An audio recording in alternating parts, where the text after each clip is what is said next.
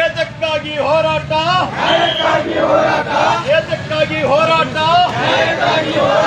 ಏನೇ ಬರಲಿ, ಏನೇ ಬರಲಿ, ಕರ್ನಾಟಕ ರಾಜ್ಯ ರೈತ ಸಂಘಕ್ಕೆ ಪ್ರೊಫೆಸರ್ ನಂಜುಂಡಸ್ವಾಮಿ ಅವರಿಗೆ, ಪ್ರೊಫೆಸರ್ ನಂಜುಂಡಸ್ವಾಮಿ ಅವರಿಗೆ, ನಂಜುಂಡಸ್ವಾಮಿ ಅವರಿಗೆ, ನಂಜುಂಡಸ್ವಾಮಿ ಅವರಿಗೆ, ಇನ್ನೊಬ್ಬ ಪೂಜಾರಿ ಅವರಿಗೆ, ಇನ್ನೊಬ್ಬ ಪೂಜಾರಿ ಅವರಿಗೆ, ಸುರೇಶ್ವರ ಅವರಿಗೆ, ಏನೇ ಬರಲಿ, ಏನೇ ಬರಲಿ, ಏತಕ್ಕಾಗಿ ಹೋರಾಟ,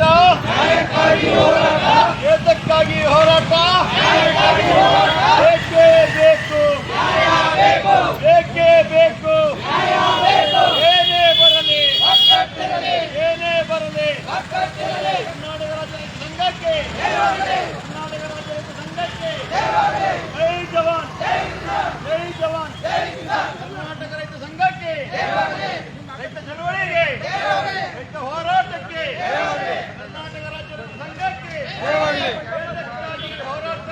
ಏತಕ್ಕಾಗಿ ಹೋರಾಟ, ಏತಕ್ಕಾಗಿ ಹೋರಾಟ, ಏನೇ ಬರಲಿ, ಏನೇ ಬರಲಿ, ಏಕೆ ಬೇಕು, ಏಕೆ ಬೇಕು, ಏನೇ ಬರಲಿ, ಕರ್ನಾಟಕ ರಾಜ್ಯ ರೈತ ಸಂಘಕ್ಕೆ, ಕರ್ನಾಟಕ ರಾಜ್ಯ ರೈತ ಸಂಘಕ್ಕೆ ಪ್ರೊಫೆಸರ್ ನಂಜುಂಡಸ್ವಾಮಿ ಅವರಿಗೆ, ಪ್ರೊಫೆಸರ್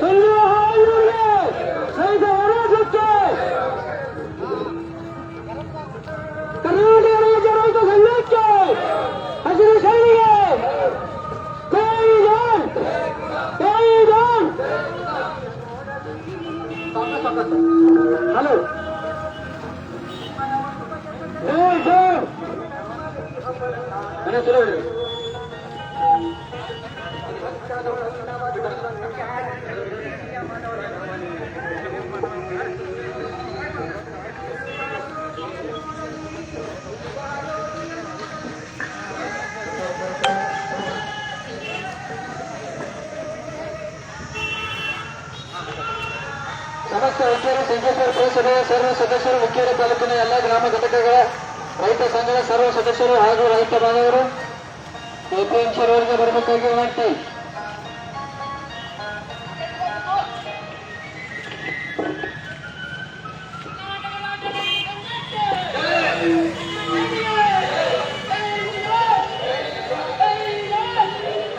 ಕರ್ನಾಟಕ ರಾಜ್ಯ ರೈತ ಸಂಘಕ್ಕೆ ಹಸಿರು ಸೇನೆಗೆ ರೈತ ಸೇನೆಗೆ ರೈತ ಹೋರಾಟಕ್ಕೆ ಜೈ ಜೈ ಜೈ ಜೈ.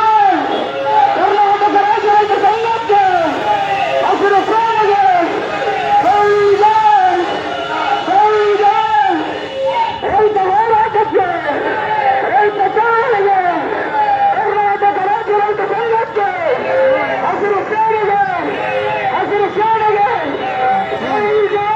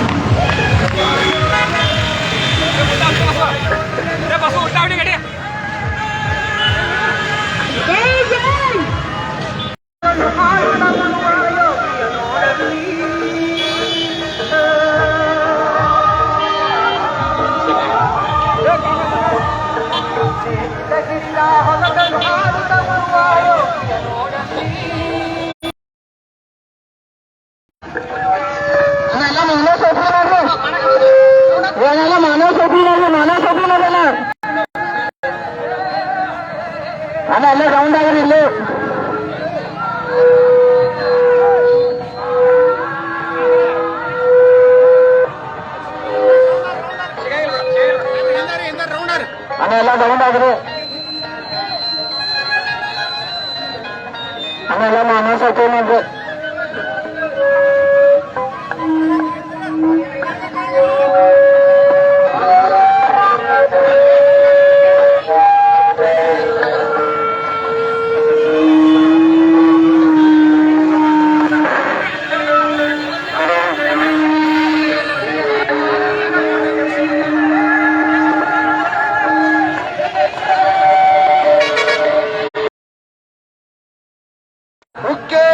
ರೈತ ಮಕ್ಕಳಿಗೆ, ಹುಕ್ಕೇರಿ ರೈತ ತಾಯಂದಿರಿಗೆ ಜೈ ಜವಾನ್, ಜೈ ಜವಾನ್. ಕರ್ನಾಟಕ ರಾಜ್ಯ ರೈತ ಸಂಘಕ್ಕೆ, ಹಸಿರು ಸೇನೆಗೆ. ಬಚ್ಚನ ನಿಲ್ಲಿಸೋಪ ಇಲ್ಲಿ ಅಧ್ಯಕ್ಷ ಎಲ್ಲರ ಬಚ್ಚನ ಒಳಗಿದಾರ ಅಣ್ಣಾಜಿ ಆ ಗಾಡಿಯಾಗ ನಿಲ್ಲವ ನೀವು, ಅಲ್ಲಿ ಗೌಡ್ ಗಾಡಿ ಇದಾವ.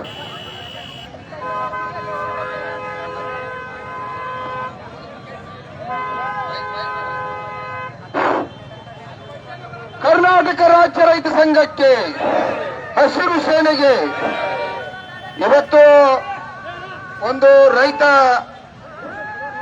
ಬೃಹತ್ ಐತಿಹಾಸಿಕ ಜಾಗೃತ ಸಮಾವೇಶ ಮತ್ತು ಇವತ್ತು 300 ಟ್ರ್ಯಾಕ್ಟರ್ ರೈಲಿ ಮುಖಾಂತರ ಹುಕ್ಕೇರಿಯಿಂದ ಸಂಕೇಶ್ವರ ಕೃಷಿ ಮಾರುಕಟ್ಟೆಯವರೆಗೆ ಒಂದು ರೈತ ಜಾಗೃತ ಸಮಾವೇಶವನ್ನು ನಮ್ಮ ರಾಷ್ಟ್ರ ಮಟ್ಟದ ನಾಯಕರು ಮತ್ತು ರೈತ ಸಂಘದ ಸಂಸ್ಥಾಪಕರಾಗಿರ್ತಕ್ಕಂಥ ನಂಜನಸ್ವಾಮಿ ಅವರ ನಂಜನಸ್ವಾಮಿ ಅವರ ನೇತೃತ್ವದಲ್ಲಿ ಇವತ್ತೊಂದು ದೊಡ್ಡ ಬೃಹತ್ ಜಾಗೃತ ಸಮಾವೇಶ ಮಾಡ್ತಾ ಇದ್ದೀವಿ. ಈ ಕಾರ್ಯಕ್ರಮಕ್ಕೆ ಅವರು ಕೂಡ ಅಲ್ಲಿ ಗಾಡಿಯನ್ನ ನಿಶಾನೆ ಹಿಡಿದಿದ್ದಾರೆ. ಅವರು ದಯವಿಟ್ಟು ತಾವೆಲ್ಲರೂ ಜೋರಾಗಿ ಚಪ್ಪಾಳೆ ಮುಖಾಂತರ ಅವರನ್ನ ಗೌರವಿಸಬೇಕು. ಅದೇ ರೀತಿಯಾಗಿ ಮತ್ತೆ ಬೇರೆ ಎಲ್ಲ ಕಡೆ ಎಲ್ಲ ಜಿಲ್ಲೆಯಿಂದ ಕೂಡ ಇವತ್ತು ನಮ್ಮ ರೈತ ಮುಖಂಡರು ಕೂಡ ಭಾಗವಹಿಸರು.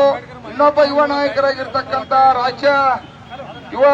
ರಾಜ್ಯಾಧ್ಯಕ್ಷರಾಗಿರ್ತಕ್ಕಂಥ ಫಯಾಜ್ ಅವರು, ಅದೇ ರೀತಿಯಾಗಿ ನಮ್ಮ ರಾಜ್ಯ ಉಪಾಧ್ಯಕ್ಷರಾಗಿರ್ತಕ್ಕಂಥ ಸುರೇಶಣ್ಣ ಪರಗಣ್ಣವರವರು, ಹೀಗೆ ಈ ತಾಲೂಕಿನ ಅಧ್ಯಕ್ಷರಾಗಿರ್ತಕ್ಕಂಥ ಸಂಜೀವ್ ಅವರು ಮತ್ತೆ ಜಯಾವಲ್ ಅವರು, ಬಹಳಷ್ಟು ನನ್ನ ಎಲ್ಲಾ ತಾಲೂಕಿನ ಎಲ್ಲ ಜಿಲ್ಲೆಯ ಇವತ್ತು ಇನ್ನ ಬಹಳಷ್ಟು ಜನ ಇವತ್ತು ರೈತ ಮುಖಂಡರು ಕೂಡ ಆಗಮಿಸ್ತಾ ಇದ್ದಾರೆ.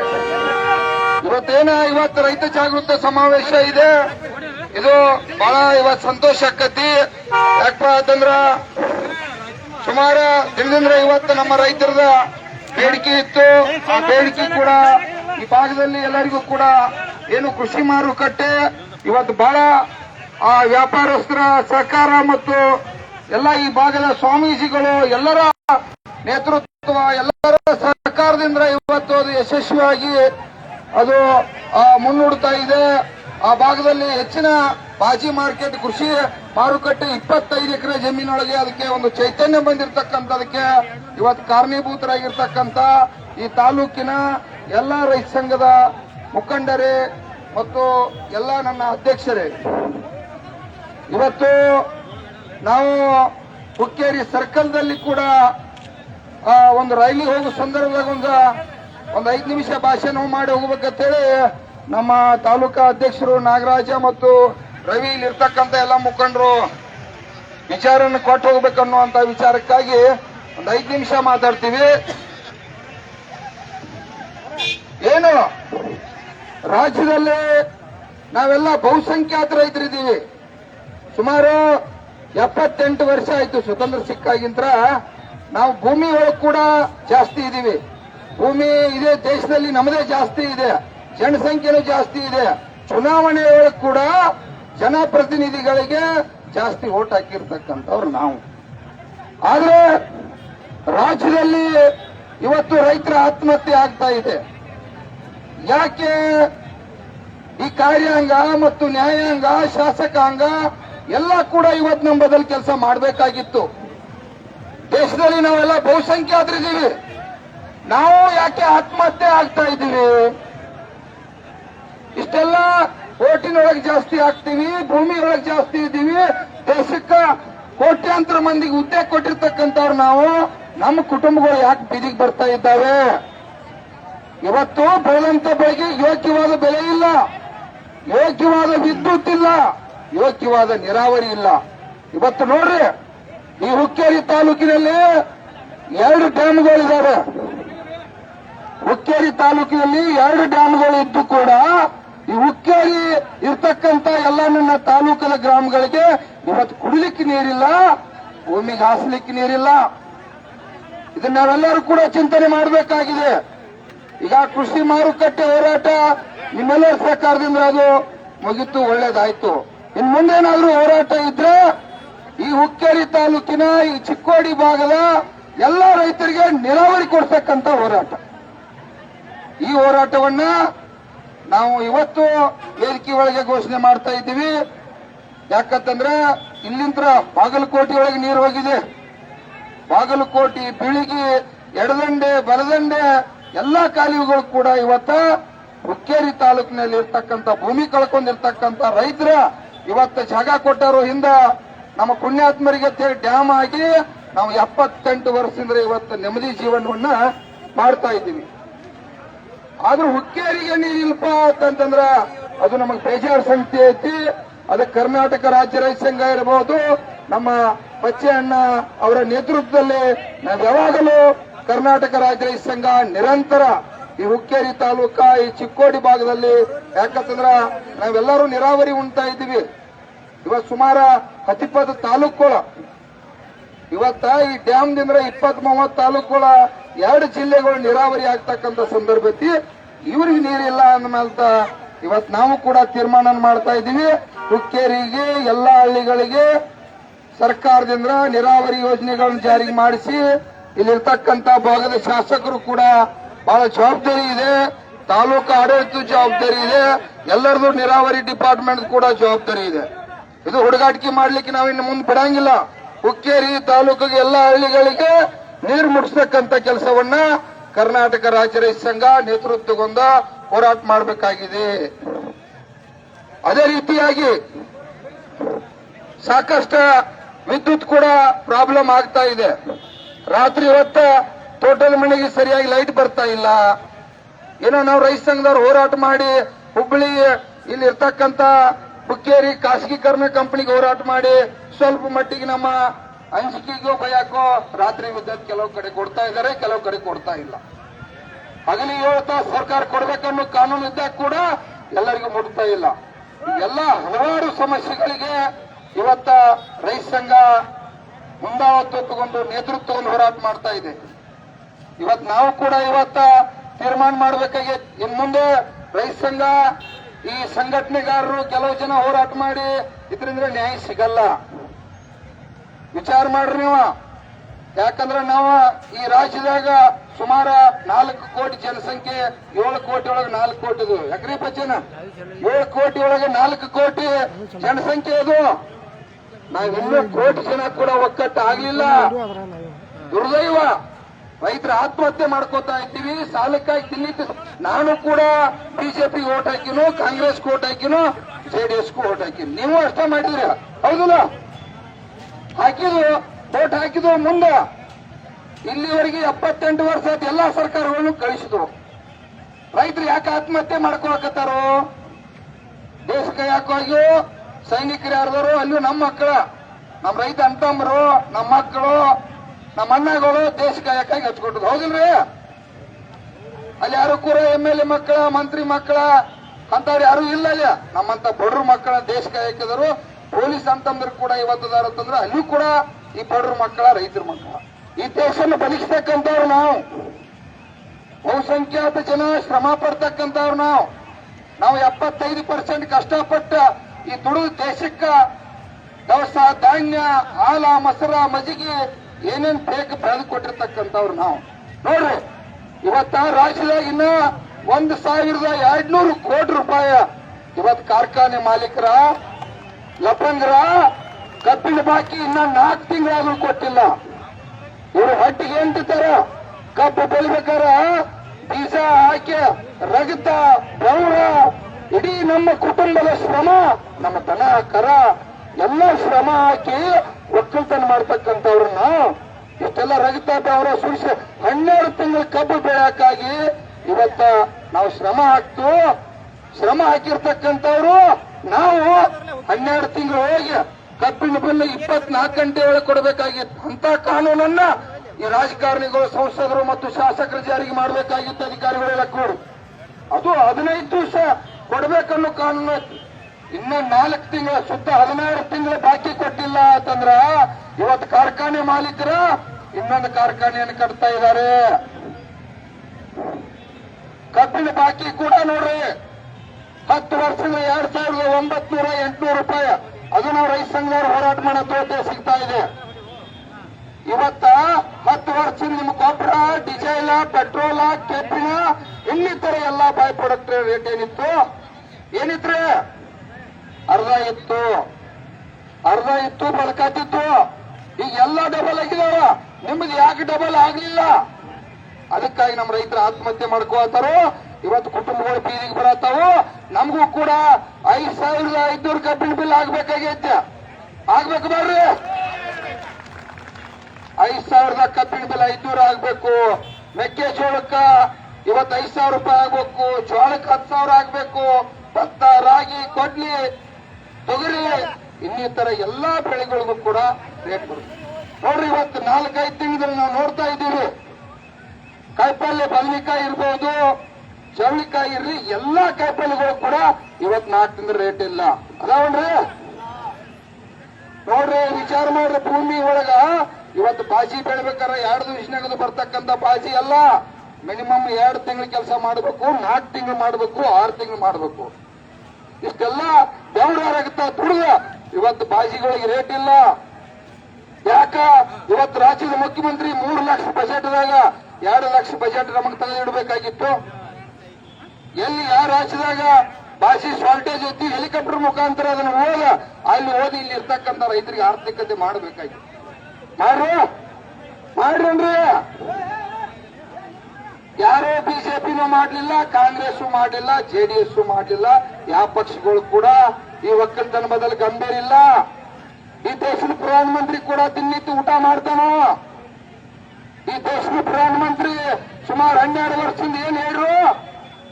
ಸ್ವಾಮಿನಾಥನ್ ವರದಿ ಜಾರಿಗೆ ತರ್ತೀವಿ, ನಿಮ್ದು ಎಲ್ಲಾ ರೇಟ್ಗಳನ್ನು ಡಬಲ್ ಮಾಡ್ತೀವಿ, ನಿಮ್ಗೆ ಉದ್ಧಾರ ಮಾಡ್ತೀವಿ ಅಂತ ಹೇಳಿದ್ರೆ ನಾವು ಪಟ್ಟು ನೋವಾಗುವಂಗ ಹೋಗಿ ವೋಟ್ ಹಾಕಿ 3ನೇ ಸಲ ಇವತ್ತು ಪ್ರಧಾನಮಂತ್ರಿ ಮಾಡಿದಿಲ್ರಿ.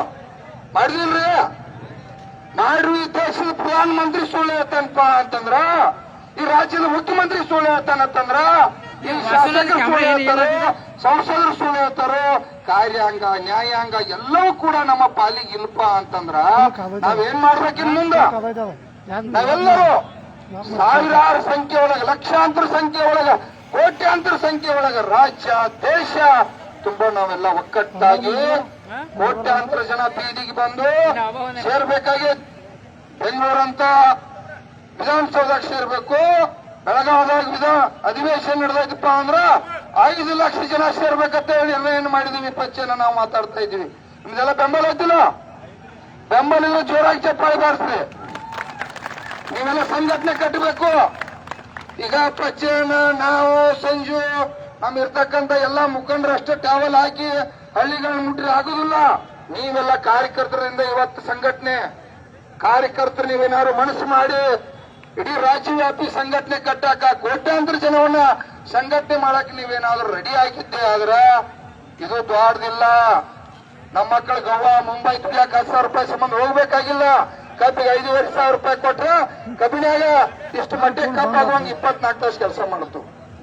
ಹಾಲಿಗೆ ಒಂದು 100 ರೂಪಾಯಿ ಲೀಟರ್ ಆಗ್ಬೇಕು ಹಾಲಕ್ಕಾಗಿ ಭಿಕ್ಷಾ ಬೇಡೋದು, 2 ರೂಪಾಯಿಗಾಗಿ ನಾವು ಹೋರಾಟಕ್ಕಾಗಿ ಸಾಲ ಮಾಡೋದು, ಇವೆಲ್ಲ ಹಲವಾರು ವಿಚಾರಗಳ ಇವತ್ತ ಸಮಸ್ಯೆಗಳಿದಾವೆ. ಫೈನಾನ್ಸ್ ಕಿರುಕುಳ ನೋಡ್ರಿ, ಫೈನಾನ್ಸ್ ಕಿರುಕುಳ ಇವತ್ತ ಹೇಳಬೇಕಾಗೈತೆ. ಫೈನಾನ್ಸ್ ರಾಜ್ಯದಾಗ ಫೈನಾನ್ಸ್ ಕಿರುಕುಳ ಹೆಚ್ಚಿಗೆ ಪ್ರಾರಂಭ ಆಗಿ ಬಹಳಷ್ಟು ಇವತ್ತು ರೈತರಿಗೆ ತೊಂದರೆ ಆಗಾಕಿತ್ತು. ಇಲ್ಲೇ ತುಕ್ಕನಟ್ಟಿ ನಾಗನೂರು ಗ್ರಾಮದಾಗ ಅಲ್ಲಿ ಭಾಗದಾಗ ಒಬ್ಬ ಈ ಬ್ಯಾಂಕಿನವ್ರು ಹೋಗಿ ಆ ಮನಿ ಒಳಗ ತಾಯಿ ಡಿಲಿವರಿ ಆಗೈತೆ ಅಂದ್ರು. ಆ ಬ್ಯಾಂಕಿನವ್ ಕೇಳಿಲ್ಲ, ಆ ಮನಿ ಅಂತ ಹೊರಗೆ ಹಾಕಿ ಅದನ್ನ ಬೀಗ ಹಾಕ್ತಕ್ಕಂತ ಕೆಲಸ ಮಾಡಿತ್ತು. ಅವಾಗ ನಮ್ಮ ಕರ್ನಾಟಕ ರಾಜ್ಯ ರೈತ ಸಂಘ ಹೋಗಿ ಆ ಬೀಗ ಮುರಿದ ಆ ತಾಯಿನ ಮತ್ತ ಒಳಗ್ ಕಳಿಸಿ ಈಗ ರಾಜ್ಯವ್ಯಾಪಿ ಎಲ್ಲಾ ಕಡೆ ಅಲ್ಲಿ ಮಂಡ್ಯ, ಮೈಸೂರು ಭಾಗದಾಗ 200 ಜನ ರೈತರ ಆತ್ಮಹತ್ಯೆ ಆದ್ರ, 2-3 ಜನ ಆತ್ಮಹತ್ಯೆ ಆದ್ರ ಅಲ್ಲಿ ನಮ್ಮ ಪಚ್ಚಣ್ಣ ಮತ್ತು ವಿದ್ಯಾಸಾಗರ್ ರಾಮೇಗೌಡ ಅವರು ಮತ್ತು ಫಯಾಜ್ ಅವರು 4-5 ಜನ ಮುಖಂಡರು ಹೋಗಿ ಅಲ್ಲಿ ಆಗಿರ್ತಕ್ಕಂತ ಕುಟುಂಬದ ಸಾಲ ಸಂಪೂರ್ಣ ಮಾಡಿ ರಾಜ್ಯದ ಮುಖ್ಯಮಂತ್ರಿಗೆ ಒತ್ತಾಯ ಮಾಡಿ 5 ಲಕ್ಷ ರೂಪಾಯಿ ಸರ್ಕಾರದ ಪರಿಹಾರ ಕೊಡ್ತಕ್ಕಂತ ಕೆಲಸ ಪಚ್ಚಣ್ಣರು ಕೂಡ ಮಾಡಿ ಅಂದಾಗ ರಾಜ್ಯದ ಮುಖ್ಯಮಂತ್ರಿ ಅಚ್ಚ ಬೆಂಗಳೂರಲ್ಲಿ ಮೀಟಿಂಗ್ ಕರೆದ ಇನ್ನು ಮುಂದೆ ಯಾವ ರಾಜ್ಯದಾಗ ಇರ್ತಕ್ಕಂಥ ಫೈನಾನ್ಸ್ಗಳು ಕಿರಿಕಿರಿ ಕೊಡಬಾರ್ದತ್ತೆ ಆದೇಶ ಮಾಡ್ರು. ಆಮೇಲೆ ಮಂಡ್ಯದಾಗ ಕೂಡ ಮರುದಿವಸ ಒಂದು ರೈತ ಆತ್ಮಹತ್ಯೆ ಆಯ್ತು. ಅಲ್ಲೂ ಕೂಡ ಹೋಗಿ ಆ ಕುಟುಂಬಕ್ಕೆ ಸಾಲ ಮನ್ನಾ ಮಾಡಿಸಿ 5 ಲಕ್ಷ ರೂಪಾಯಿ ಪರಿಹಾರ ಕೊಡಿಸ್ತಕ್ಕಂಥದ್ದಾಯ್ತು. ಆಮೇಲೆ ಸುಗ್ರೀವಾಜ್ಞೆ ಪ್ರಕಾರ ಇಡೀ ರಾಜ್ಯವ್ಯಾಪಿ ಫೈನಾನ್ಸ್ ಕಿರುಕುಳನ್ನ ಬಂದ್ ಮಾಡ್ಬೇಕಂತೇಳಿ ಇವತ್ತು ಅದು ಕೂಡ ಕರ್ನಾಟಕ ರಾಜ್ಯ ರೈತ ಸಂಘ ಸರ್ಕಾರಕ್ಕೆ ಮನವರಿಕೆ ಮಾಡಿಕೊಟ್ಟಾಗ ಈ ಫೈನಾನ್ಸ್ ಕಿರುಕುಳ ಬಂದಾಯ್ತು. ಈಗೂ ಕೂಡ ಕೆಲವು ಕಡೆಯಿಂದ ಪ್ರಾರಂಭ ಆಯ್ತು. ಅದು ಕೂಡ ಇಲ್ಲಿ ಇರ್ತಕ್ಕಂಥ ತಾಲೂಕು ಆಡಳಿತ ಪೊಲೀಸ್ ಸಮೇತ ತಮ್ಮಂದಿರು ತಕ್ಷಣ ಅದನ್ನ ಕ್ರಮ ತಗೋಬೇಕಾಗಿ ತಮ್ಮಲ್ಲಿ ವಿನಂತಿ ಮಾಡ್ತಾ ಇದ್ದೀವಿ. ದಯವಿಟ್ಟು ಕಾಲದ ಅಭಾವ ಐತಿ. ಅಲ್ಲಿ ರೈತರಿಗೆ ವಿದ್ಯುತ್ ಸಮಸ್ಯೆ ಇದೆ, ಅದಕ್ಕೆ ಕೂಡ ನಾವೆಲ್ಲ ಪರಿಹಾರ ಪಡ್ಕೋಬೇಕು. ಬಹಳಷ್ಟು ವಿಷಯನ ಇವತ್ತಲ್ಲಿ ರೈತ ಸಂಘಕ್ಕೆ, ಹುಕ್ಕೇರಿ ರೈತರಿಗೆ, ಹುಕ್ಕೇರಿ ರೈತ ಮಕ್ಕಳಿಗೆ